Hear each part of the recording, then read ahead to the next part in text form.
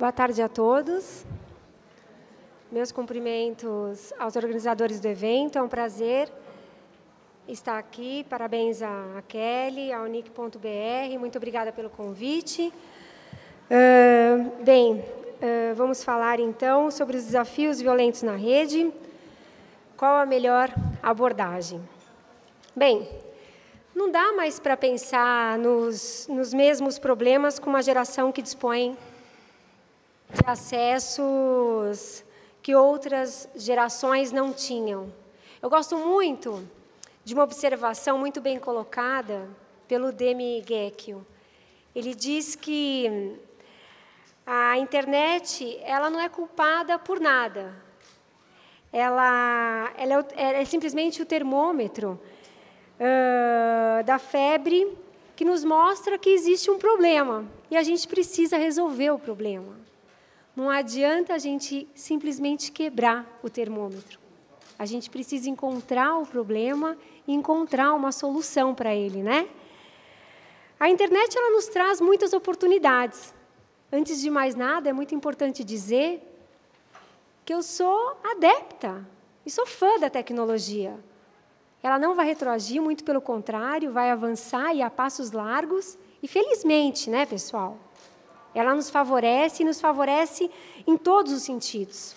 Nós temos aí os youtubers, que são tão imaturos quanto o público que vos assiste, né? São jovens, muitos deles publicam vídeos muitas vezes inteligentes, mas outros colocam na internet alguns vídeos, alguns desafios, muitas vezes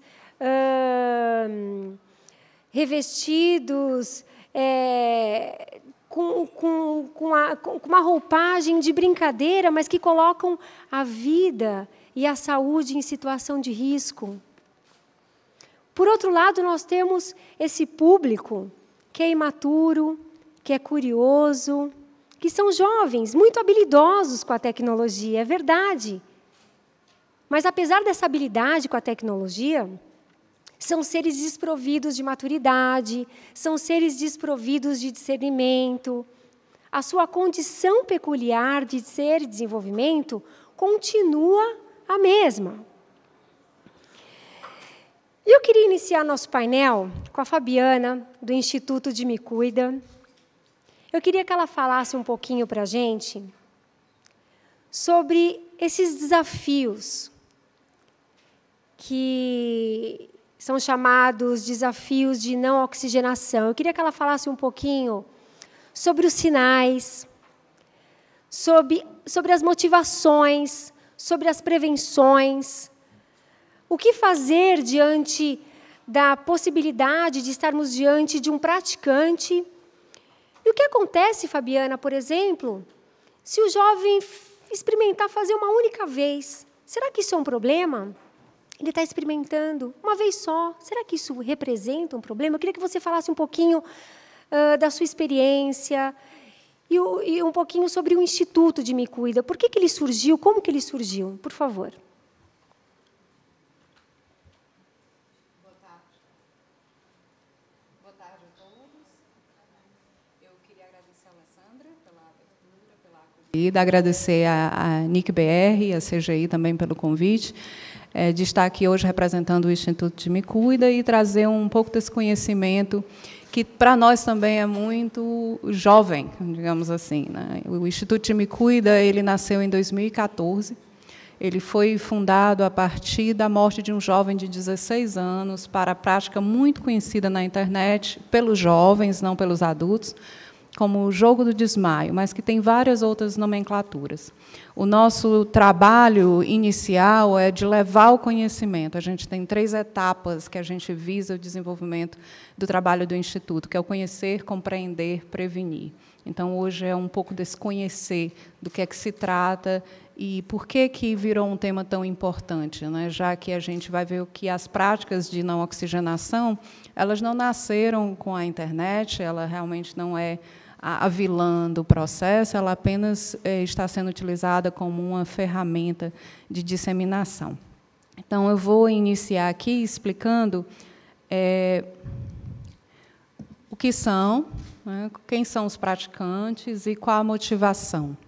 Em 2015, a doutora Juliana Guilherme ela terminou a única pesquisa no Brasil sobre as práticas de não oxigenação, e ela chegou a um número alarmante, de 1.395 crianças entre 9 e 17 anos que ela entrevistou em pesquisa, 40% já tinham praticado pelo menos uma vez ou continuavam praticando. E 10% desse número tinham chegado à perda da consciência ou ao vulgarmente conhecido como desmaio, né?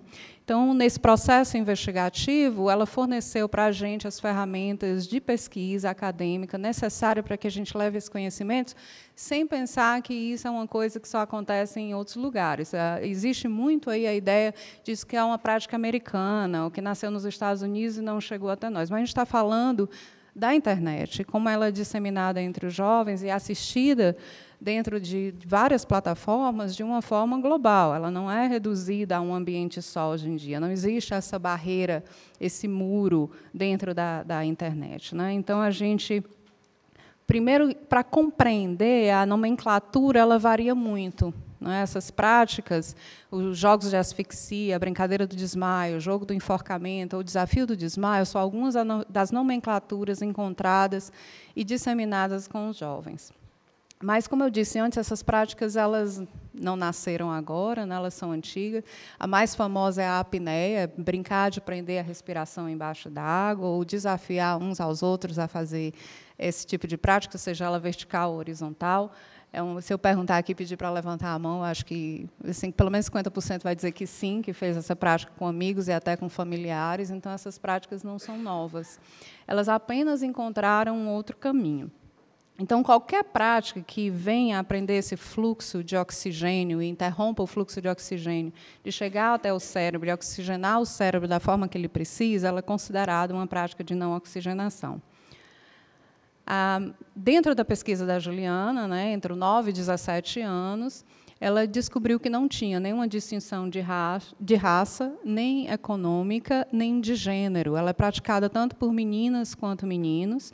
As meninas elas iniciam mais cedo e terminam um pouco mais cedo, e os meninos elas iniciam um pouco mais tarde e permanecem na prática até por volta dos 17 anos, quando essa prática ela simplesmente se dissolve. Ela toma outro caminho e ela perde o interesse, mais ou menos aí por volta dos 17 anos. Esse quadro, todas essas crianças e adolescentes dentro desse quadro são vítimas do jogo do desmaio no Brasil e no mundo. Os números que a gente tem, infelizmente, eles não nos dão estatística real, porque essa prática ela é tanto confundida como ela é catalogada como suicídio no Brasil. Então, a gente não tem números reais. Uma das tarefas do Instituto é levar essa diferenciação, é que a gente compreenda que a motivação é outra. Então, para entender essa motivação, a gente precisa compreender que o cérebro adolescente comum, a gente não está falando de um perfil específico. Ele funciona na impulsividade, porque ele tem um sistema límbico atuante com o neurotransmissor a dopamina, que é produzido em altíssima quantidade, cujo comando é vá lá e faz, que é muito bom. Esse é o comando que é da adolescência que ele está recebendo. E aí o que acontece é que essa capacidade de julgamento e reflexão, que é feita pelo córtex pré-frontal, ela não está preparada para atuar em toda a sua maturidade, porque a gente só completa essa maturação aos 25 anos. Então, a gente tem aí um jovem dizendo, vai lá, né, a dopamina mandando ele lá fazer, que é bom, sem uma capacidade de julgamento. Esse é o perfil comum da adolescência. Aí, onde é que entram os perigos, né? Os jovens eles acharam, dentro dessa plataforma nova de disseminação, uma forma de ser protagonista, que é uma coisa que vem sendo muito falada aqui, uma forma de ser atuante, de uma forma de ser a pessoa que faz a própria história. E aí ele encontrou essa ferramenta de socialização dentro da internet, onde ele desconhece o risco realmente desconhece. Nós temos aí uma vítima do jogo do desmaio. Esses são alguns dos riscos de saúde, né? Nós temos amnésia, hemorragia retinal, traumatismo craniano, aneurisma, convulsões, danos cerebrais e, claro, a morte como um deles, né? Os praticantes, quem consegue, né, o jovem que consegue passar da primeira vez, e ele tem uma sensação prazerosa com a prática, veja bem que ele não busca a perda da consciência, nem está buscando desmaiar, ela é vendida, ela é propagada como algo que causa uma euforia antes da perda da consciência. Então, ele está em busca daquele momento que foi dito ser prazeroso e que causa essa sensação ou de euforia ou de relaxamento. E aí ele vai continuar fazendo a prática se ele realmente encontra esse momento de prazer. E ele tende a repetir. A gente repete tudo aquilo que a gente gosta, né? Como existe um desconhecimento dos riscos para a saúde, ele vai perpetuando a prática e vai deixando alguns sinais físicos que é importante que se conheça. Os olhos vermelhos por conta da hemorragia retinal, fortes dores de cabeça, irritabilidade acima do normal, uma desorientação após passar tempo isolado ou sozinho, são um dos principais sinais ou quadro clínico formado por essa prática. Temos ainda o comportamento, quando a criança e o jovem começa a modificar a forma de se vestir e cobrir o corpo, e também os alertas do ambiente. Em várias práticas solitárias, quando ela é levada para casa, você pode perceber objetos de amarração em lugares estranhos na casa. Esses são sinais de alerta que passam extremamente despercebidos por pais que perderam os filhos para essa prática. Como é algo desconhecido, a gente não vê. A gente realmente não vê aquilo que a gente não conhece. E a gente não percebe que aquele item, ou aquele comportamento, ou aquele sinal faz parte de alguma coisa que não está dentro do meu conhecimento. Então, quais são os caminhos, né? Antes, a gente tinha esse caminho linear. Ele vinha dos familiares e dos amigos, e ele se perpetuava nos pátios de escolas, de condomínios, dentro das piscinas, que a mais comum era a apneia. E o que é que acontece hoje em dia, né? Hoje em dia, nós temos as plataformas de vídeos. Compreendendo que a criança ou adolescente ela usa a internet como um grande meio de socialização, às vezes o primeiro meio de socialização. E uma forma de socializar na adolescência comum é se desafiar um ao outro. Isso é comum da adolescência. Se eu estiver num ambiente concreto, sem internet, e você vê um grupo de crianças e adolescentes, os jogos são de desafio. Então, esse desafio ele expandiu para essa plataforma. Então, antes eu tinha a criatividade e o contato com um grupo, digamos, os colegas mais próximos da escola e da vizinhança, onde os pais tinham um domínio e um controle, e agora ele se expande para uma criatividade que está dentro de plataformas com acesso a milhões. Né? A Alessandra mencionou youtubers, a gente tem youtubers com 20 milhões de seguidores, todos crianças e adolescentes, de desafios. E desafios que são propostos, o youtuber replica, e aí ele sobrevive a esse desafio, dando à criança e ao adolescente a ideia de que ele pode replicar também. E a gente tem um ciclo de risco que acontece, onde a gente não está compreendendo por que é que as crianças estão fazendo isso. Elas simplesmente querem ser protagonistas da sua história nessa etapa aí de transição, onde ela precisa entender que sujeito ela é no mundo. Então, ela está nesse comportamento. Aí é que entra a importância de a gente compreender como é que uma educação digital tem que ser feita. Não que a gente vá proibir o uso, claro que não. A gente vai monitorar o uso dessa internet, vai compreender como é que a gente pode, esse ciclo vicioso, como é que a gente pode atribuir uma atividade reflexiva para a criança, para que ela possa ter discernimento que isso é uma prática que eu devo ou não replicar, ou copiar, ou fazer com os amigos, até mesmo fora da internet. E aí esse consumidor infanto-juvenil, né, cresceu bastante. Em 2010, nós tínhamos 500 vídeos das práticas de não oxigenação. Em 2018, nós temos cerca de 18.600 vídeos e crescentes. Só no ano de 2017 foram mais de 3.000 vídeos, só com a nomenclatura Jogo do Desmaio. Nos Estados Unidos, são 800.000 vídeos.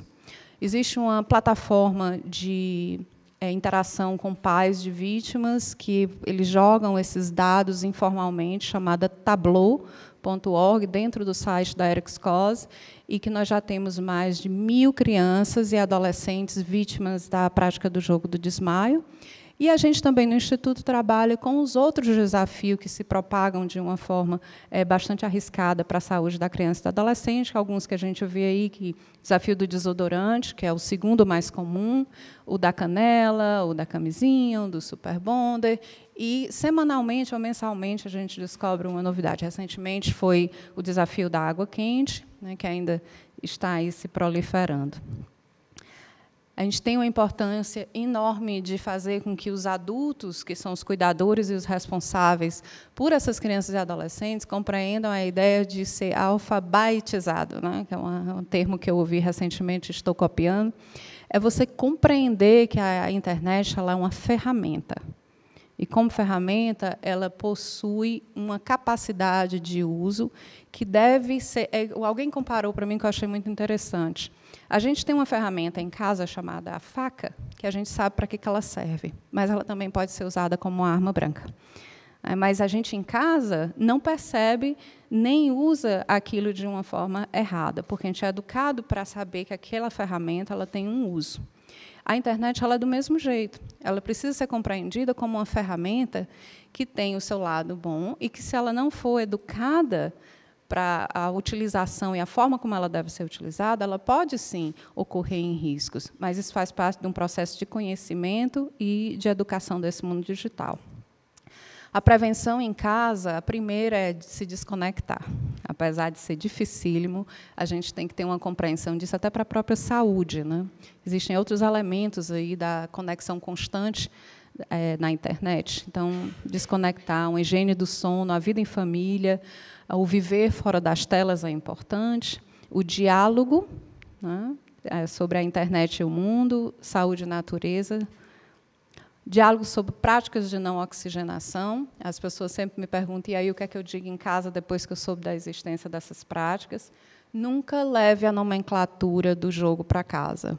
O que a gente recomenda é o que foi dito no começo do dia, hoje, várias vezes, que o diálogo é essencial. A abertura desse diálogo, numa família que, hoje em dia, ela é tratada como democrática, ela precisa ter esse poder de escuta do que é que a criança e o adolescente está trazendo para casa. No momento em que ele se sente ouvido e sentido, ele consegue compartilhar.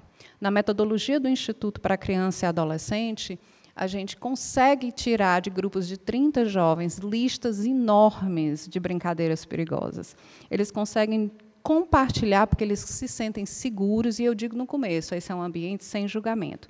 Nós não estamos aqui para punir, nós estamos aqui para compreender como é que vocês brincam na contemporaneidade. E eles compartilham tudo. Então, esse poder de escuta, e depois a gente leva a orientação do que é que significa cada coisa que eles disseram, numa conversa, num diálogo, numa troca. Isso é que é importante, e dentro de casa também. Então, no momento que você abre o diálogo para falar sobre essa prática, você chegar assim, mãe, pai ou cuidador responsável, eu ouvi falar de uma brincadeira que prende a respiração, que ela é muito comum nas escolas. Ali é o momento de você parar e ouvir. Como é que você faz esse processo de escuta? Você pode encontrar mais informações no nosso site, institutodemicuida.org.br. Ele fornece todas as orientações necessárias. Nós temos um telefone de contato, temos também e-mails de contato, e nós fornecemos prevenções para profissionais, pais e jovens. Então, a gente recomenda que acesse o site e também a nossa fanpage no Facebook. Estou vendo aqui que o meu tempo já acabou, eu estou finalizando.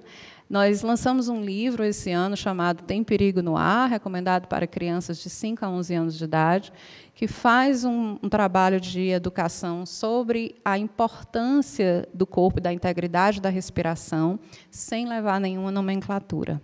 Foi um processo bem gratificante ter esse livro. Você pode comprar online no site chamado temperigonoar.com.br. E prevenir a solução, juntos com a Netflix e com todas as pessoas ouvindo aqui hoje, a gente pode salvar muitas vidas. Obrigada.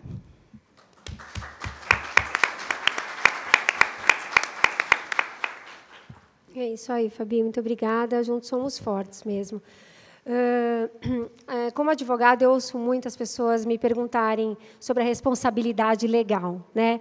Existe, sim, uma questão de responsabilidade. Nós podemos até encontrar o enquadramento jurídico, tanto no âmbito civil quanto no âmbito criminal, das pessoas que compartilham, das pessoas que postam conteúdos dessa natureza. Mas vamos deixar de lado um pouquinho essa questão. Aliás, por falar de lei, vamos falar do artigo 70 do Estatuto da Criança e do Adolescente, que diz que todos somos responsáveis por impedir a violação dos direitos da criança e do adolescente. O artigo 73 traz, inclusive, que a inobservância das regras estabelecidas nesse artigo pode acarretar na responsabilidade da pessoa física e da pessoa jurídica. Na realidade, quando a gente ouve um caso, acidentes como esse que aconteceu com o Dimitri e outras crianças, como aquelas fotos daquele quadro e tantas outras que vêm à mídia, e outras que a gente toma conhecimento, e também que a gente não toma. Quantos pais não enterraram os seus filhos pensando que se suicidaram e, de repente, morreram praticando um desafio? A sociedade toda padece. Todos nós, de alguma forma, nos sentimos responsabilizados por isso. E nós não podemos deixar de falar nesse painel, lógico, sobre a baleia azul, que chegou como um hoax, chegou como um boato aqui no Brasil, de forma sensacionalista, de forma irresponsável, só que acabou acionando um gatilho para um assunto que era pouco trabalhado, pouco falado, e que tem nos causado, sim, grande preocupação, que é o suicídio infanto-juvenil. E eu queria que a Juliana falasse um pouquinho sobre o trabalho da SaferNet, que hoje representa um dos canais mais importantes de ajuda para a criança e para o adolescente que sofre qualquer tipo de aflição na internet. E eu queria que ela falasse um pouquinho, porque canais, grupos de automutilação, de incentivo à prática do suicídio, existem há muito tempo na internet. E tanto o 13 Reasons Why quanto a Baleia Azul só trouxe à tona um assunto que já vem sendo discutido e observado pela SaferNet há muito tempo. Ju, por favor, conta um pouquinho para a gente dessa sua experiência. Bom, boa tarde. Eu quero começar só parabenizando a iniciativa da Kelly e desejo aí que o workshop tenha vida longa, né? E agradecer também as pessoas que sobreviveram aqui, porque eu imagino, numa plena segunda-feira de manhã cedo, todos estarem aqui. Eu acho que esse horário de 15 é o mais impiedoso de todos, mas a gente vai tentar aqui, né, continuar esse debate, que eu acho que é super necessário. Antes, eu queria só, muito rapidamente, fazer uma apresentação para quem não conhece a SaferNet. Então, muito brevemente, me passa um... A SaferNet ela tem 12 anos, a gente vai completar 12 anos de existência em dezembro, e nós somos responsáveis por promoção de direitos humanos na internet, e a proposta é educar para uma navegação livre e segura. Então, a gente acredita que é possível usar a internet com liberdade e segurança, e também educar as pessoas para que elas próprias possam fazer melhores escolhas na internet. Como é que a gente faz isso? Primeiro, a gente coordena uma central, que é a Central Nacional de Denúncias de Crimes contra os Direitos Humanos, em cooperação com o Ministério Público Federal. E, nesse período, aí, são mais de 11 anos, né, a gente tem indicadores até o ano passado já publicados e disponíveis na nossa página, a gente já recebeu mais de 3.800.000 denúncias de crimes e violações contra direitos humanos, crimes como racismo, homofobia, pornografia infantil, neonazismo, xenofobia. Quem quiser interesse, depois dá uma olhadinha na página principal, vocês conseguem acessar os indicadores. Além disso, além do trabalho de responsabilização, de denúncia e de responsabilização, a gente tem um importante trabalho que é de prevenção. Como é que a gente evita a ocorrência de crimes? E aí isso envolve uma série de iniciativas, né?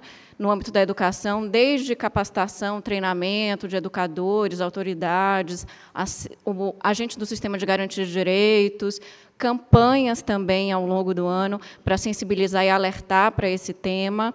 E a gente coordena o Dia da Internet Segura, que é uma data que reúne mais de 100 países no mundo e que é feita especialmente para mobilizar as pessoas, para alertar para essa temática e convidar os diferentes atores envolvidos nessa questão de segurança na internet para debater, né, assuntos que são vitais para a promoção, né, de direitos humanos na rede.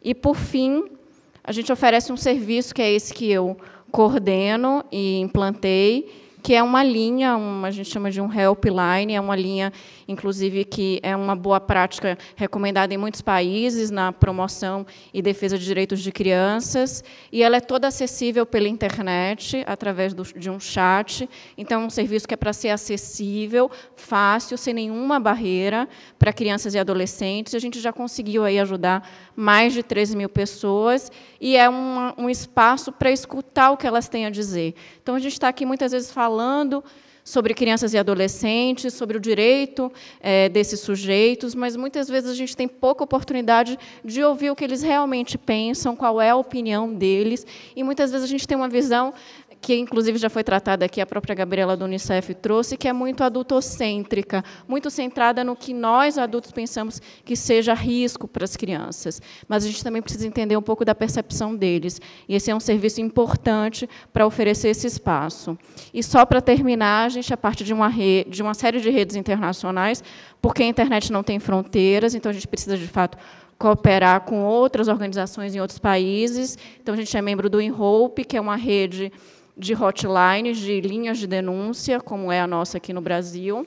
Membros também do InSafe, que é essa rede que, inclusive, coordena o Dia Mundial da Internet Segura, e também de uma rede de mais de 100 serviços espalhados em mais de 100 países, de linhas de ajuda, de serviços de escuta e apoio a crianças e adolescentes. E alguns dos nossos parceiros. Bom, antes de eu entrar especificamente no tema de hoje, também um pouco respondendo aí as questões que a própria Alessandra trouxe, eu queria só fazer uma ressalva, que desafios é um termo genérico e que envolve uma série de atividades e de práticas que crianças e adolescentes se engajam na internet. Então, é um termo bastante heterogêneo, que abarca fenômenos diferentes. Vocês puderam ouvir pelo que a Fabiana mostrou aí, né, uma parte aí desses fenômenos, mas, na falta de uma nomenclatura melhor, a gente fala dos desafios, e eu acho que a gente pode manter, inclusive, para discutir um fenômeno que é o que eu quero trazer hoje para vocês, e que eu acho que é um caso que está no universo de vocês, porque, de alguma forma, nos últimos meses, alguns meses atrás, teve uma grande repercussão, e isso perdurou aí na mídia por um bom tempo, que é o que ficou conhecido como o desafio da baleia azul, né? E eu fiz, inclusive, uma marcação ali, mas para um pouco chamar a atenção de que as notícias que abordam esse fenômeno chegaram na imprensa no dia 1º de abril. E esse é um dado que eu acho bastante curioso. Mas, então, eu acho que esse caso da baleia azul ele pode ser um caso bem exemplar, bem emblemático, para a gente, primeiro, entender que a abordagem de fenômenos violentos nas quais os adolescentes se engajam, sejam desafios, sejam jogos, sejam brincadeiras, que nome isso tenha, a abordagem que é feita desse fenômeno, ela impacta e influencia a disseminação desse tipo de fenômeno. Então, eu acho que o Baleia Azul pode ser bem emblemático para a gente entender, né? E foi um pouco isso que aconteceu, e é sobre isso que eu quero discutir com vocês hoje. Opa, passou demais. Então, eu queria trazer que, logo que no dia 1º de abril, e na primeira semana de abril, houve aí uma grande notícia, uma grande reportagem, para, inclusive, repercutir uma notícia de um veículo russo, que tinha, inclusive, noticiado que mais de 100 adolescentes russos tinham cometido suicídio por causa do Baleia Azul. A gente pode ver, ficou meio apagadinho, mas eu acho que dá para vocês verem aí, né? Na coluna da direita inferior, vocês veem um aumento do número de buscas relacionadas ao desafio da Baleia Azul. Então, mais de 1000% no aumento dessas buscas, né? Logo aí nessa primeira semana. E aí um outro dado também em relação às buscas é que a gente vê aí uma curva crescente, né? Depois uma ligeira queda, mas, de novo, uma super curva ascendente depois dessa primeira semana, o que também mostra do impacto aí, né? Que não é um impacto tão transitório assim, e que nos faz pensar que houve aí nesse caso que gerou esse tipo de efeito aí, né? E aí, claro, que envolvem diferentes buscas, né? Buscas de pessoas que certamente estavam curiosas, pessoas que queriam mais informações, e também, certamente, o universo de pessoas que poderiam estar em alguma situação de vulnerabilidade, e uma notícia como essa poderia desencadear aí, né, algum tipo de interesse ou engajamento até em práticas que colocassem esses sujeitos em risco. E aí eu destaco uma data que eu acho que vocês conseguem ver aí, que é o ápice disso. Então, depois do dia 19 de abril, a gente tem uma mudança nos impactos da disseminação do fenômeno da baleia azul, das notícias, né, e das informações que a gente encontrava aí nos diferentes veículos. E essa é uma data que eu acho que é importante a gente destacar, e acho que pode ser um caso bem curioso para a gente poder estudar, pode nos ensinar algumas coisas, porque foi nesse dia, no dia 19, que a Cifernet publicou uma nota, e esse foi um dia longo. Eu estava, inclusive, na sede, e foi um dia que muitos, assim, foi um dia bem atípico, porque todos os jornalistas dos principais veículos de comunicação queriam ouvir e estavam, claro, certamente, aí já havia, né, um fenômeno que eu acho que fugiu do controle mesmo, né, de como falar do assunto, do que deveria se falar sobre isso. E aí a gente tinha aí os principais veículos, né, certamente a redação aí ocupada com essas notícias, algumas notícias já veiculadas e reportadas, inclusive, pela polícia, de que haveriam casos de suicídio ou suspeitas de suicídio relacionados ao Baleia Azul. E aí, nesse dia, de fato, a gente decidiu que era preciso e fundamental a gente pautar esse fenômeno e mudar o eixo da abordagem. E aí a gente publicou no dia 19 mesmo, eu lembro que era já à noite, eu sentei, inclusive, para escrever, a gente discutiu a nota já no final do dia, depois de falar com vários jornalistas, e essa nota foi publicada no dia 19, e aí, de fato, o que a gente pôde compreender, né, imediatamente após a publicação da nota, então, muito rapidamente, a nota aborda algumas recomendações de como a imprensa deveria tratar do fenômeno e também, claro, faz alguns alertas aí aos pais, porque já havia aí uma série de situações de alarde, de pânico relacionados a esse caso, de crianças que não poderiam ir mais para a escola, os pais, algumas escolas já estavam suspendendo as atividades, enfim, uma série de questões aí que envolviam um certo pânico. E aí, essa nota, ela rapidamente foi disseminada por veículos, e isso, de fato, fez com que a gente pudesse colaborar para uma pauta que seria uma pauta mais construtiva sobre o fenômeno e que, de alguma forma, mitigasse aí possíveis riscos e danos de um fenômeno desse ser disseminado, especialmente por uma série de efeitos, o efeito contágio, coisas que a gente já entende que podem ter como consequência, quando você reporta casos envolvendo suicídio, né, ou comportamento de risco entre adolescentes, e também parceiros que também incorporaram a nota e publicaram na íntegra, enfim, e de fato, isso teve o efeito que era o efeito que a gente tinha esperado, né, e muito rapidamente. E, além disso, também a gente aproveitou aí o momento para divulgar o serviço da SaferNet, que é um serviço de escuta e de orientação especializada para riscos na internet. E aí também isso teve um efeito interessante, que a gente conseguiu aí alcançar quase 3 milhões de pessoas com essa divulgação, o que mostra que informações de qualidade, serviços apropriados, eles são, sim, bem-vindos nesse contexto, especialmente num contexto onde a informação se dissemina muito rápido e, muitas vezes, a desinformação mais ainda, né?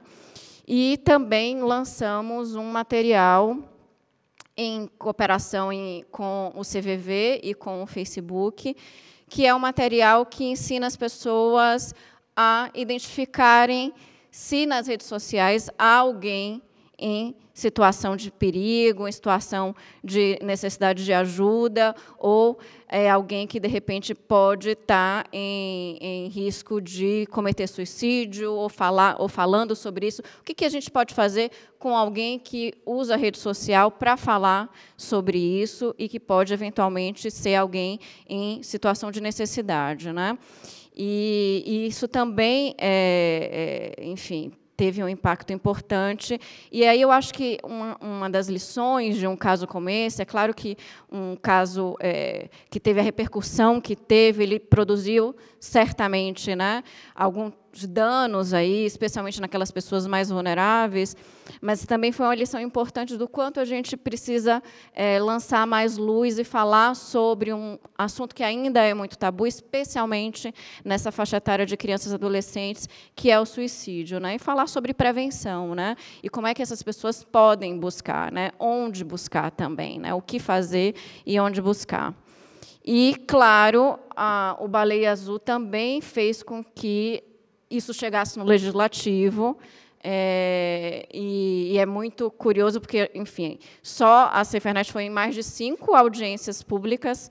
Logo, enfim, algumas semanas depois, a gente continuou sendo convidado para participar e contribuir para essa discussão no âmbito legislativo. Alguns projetos de lei que surgiram a partir daí, enfim, também é um aspecto aí a se destacar nesse fenômeno, né, e no que se sucedeu com ele, né?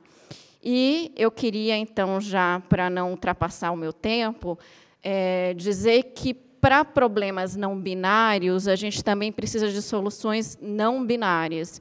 Então, não dá para a gente pensar que existe uma solução, uma resposta para esses fenômenos que envolvem risco ou eventuais danos, né, a crianças e adolescentes na internet. Então, claro, a gente tem que primeiro bater no martelo, que é esse que é comum a todos, de que a escola e a família são agentes fundamentais nesse processo, porque são eles que estão próximos, acompanhando, e perceberão aí, certamente, os primeiros sinais, mas também serviços como o serviço do CVV, a SaferNet, organizações como o de Me Cuida, ou seja, organizações que são de pessoas que trabalham com isso, que podem colaborar, que podem ser fontes e referências, aí, especialmente para a escola e para a família também. E, claro, como é que a gente vai qualificar a abordagem, especialmente as notícias sobre fenômenos como esse? Certamente nós teremos outros. Como é que a gente vai mitigar efeitos como esse, né, de um possível efeito contágio, como se anunciou no caso da Baleia Azul, né? Especialmente nesse cenário aí, né, de fact-check, de medidas aí que, de alguma forma, mitigue aí os efeitos de uma disseminação rápida de informações, e informações nem sempre qualificadas. E, por fim, o quanto a gente pode aperfeiçoar os mecanismos de denúncias também, né? Eu acho que isso já tem sido feito, né?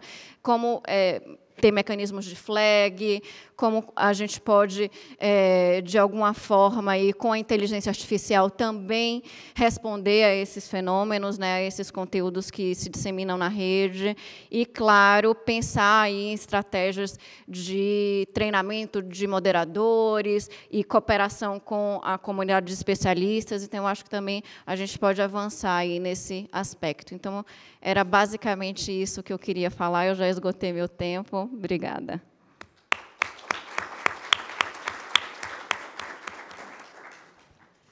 Tempo para perguntas. Alguém quer perguntar alguma coisa?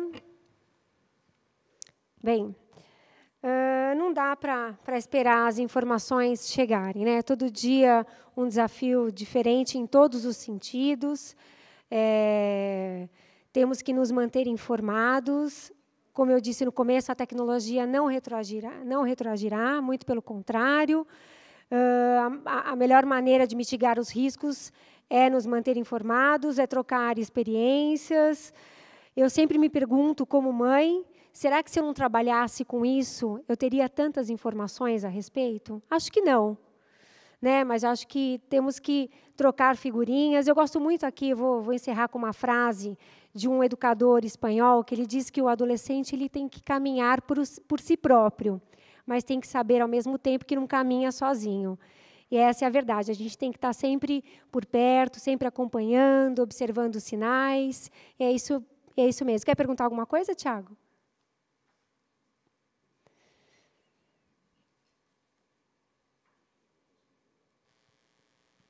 Olá. Bem, na verdade, seria mais um comentário, apenas para destacar a repercussão, para além do efeito contágio, toda a discussão que Juliana nos chamou a atenção. A mim me impressionou muito nesse fenômeno da baleia azul o oportunismo dos legisladores. Eu me recordo que, em uma semana, surgiram 9 projetos de lei, tanto na Câmara quanto no Senado, impulsionados aí pelo fenômeno da baleia azul. E se vocês fizerem uma busca, entrarem no site da Câmara, câmara.gov.br, senado.gov.leg.br, e fizerem uma busca agora por baleia azul, os senhores vão encontrar nada menos do que uma centena de resultados, tanto na Câmara quanto no Senado. Então, nós estamos falando mais de 200 resultados de busca no Legislativo brasileiro, motivados por uma notícia falsa. E eu estive, aliás, uma comissão parlamentar de inquérito, ela foi aprovada no calor da repercussão e ela está em curso. Então, o que eu quero dizer é o seguinte, que há muita desinformação, e isso eu estou absolutamente convicto de que muitos erros que são cometidos por pura desinformação, parlamentares que querem reagir no calor do momento e querem apresentar uma resposta à sociedade e acabam apresentando projetos de lei equivocados, na expectativa de que aquilo é correto, de que aquilo poderia ser uma solução, quando, na verdade, está se criando um novo problema. E também há um certo oportunismo. Um oportunismo de tentar aproveitar aquele pânico instalado na sociedade para impulsionar determinadas agendas. Então, havia um projeto de lei, por exemplo, que estava tramitando, que estava parado na Câmara. E que ele procurava, o objetivo desse projeto, na verdade, é remover conteúdo de calúnia, injúria e difamação contra políticos. Nossa, claro, ano que vem é ano eleitoral. Então, tem muito parlamentar que vai disputar a eleição e não quer ter o seu nome associado a casos de corrupção, a escândalos dos mais diversos tipos. Então, eles querem um mecanismo extrajudicial para remover conteúdos rapidamente da busca. E remover dos sites também. E visualizaram no Baleia Azul uma oportunidade de alterar o marco civil da internet e mexer em um dos seus pilares, que é a liberdade de expressão e os mecanismos de remoção de conteúdo. Então, é preciso ficar atento a isso, porque essas coisas, elas acontecem e vão continuar acontecendo. Fake news é um fenômeno que está aí e que tem lançado desafios, não só aqui no Brasil, mas no mundo inteiro. E é preciso, por isso a importância da gente ter essa percepção e ter informações qualificadas e qualificar esse debate, daí a importância também de um evento como esse, para a gente poder fazer esse debate na esfera pública de uma forma mais adequada e ficar atento a essas tentativas aí que acontecem. Obrigado e parabéns à mesa pelo excelente debate. Obrigada, Tiago, muito bem lembrado, viu? Muito obrigada a todos. Obrigada, Juliana. Obrigada, Fabiana. Mais uma vez, parabéns, Kelly, pelo excelente evento. Obrigada.